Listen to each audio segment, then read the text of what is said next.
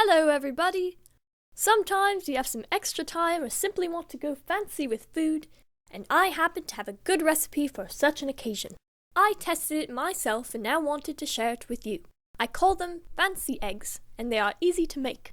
All you need is a pile of dry onion skins, either brown or reddish. They will provide natural dye to stain the eggs. You will have to keep the onion skins on low heat for 1 to 2 hours, at the temperature slightly above boiling. Now, the most elaborate part. Take small leaves of various shapes and attach to the raw eggs. You can wet the surface to make it sticky until you wrap the cheesecloths around the leaves and secure the wrapping with a thread or a rubber band. At this step, all depends on your imagination. Try different arrangements, but remember that the leaves should be attached firmly to prevent the dye getting under the leaves.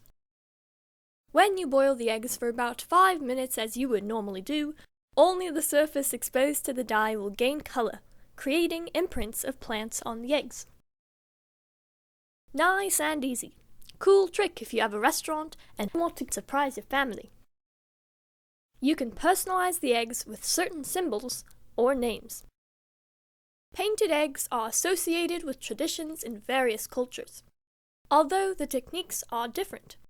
For instance, hand-painted eggs called krashanky are made in Ukraine, using wax to cover the areas that an artist wants to keep unstained and repeating the process for several colors. This craft is common for folks from Eastern Europe and it persists for many centuries. Decorated ceramic eggs were found in ancient villages of Tripia culture dated back to the 3rd or even 5th century BC. In Ukraine, our eggs would be called krashanky. The difference between krashanky and krashanky is like between dyed eggs and painted eggs. Thanks for watching and let me know in the comments if you tried the recipe successfully or unsuccessfully. Take care and bye bye for now.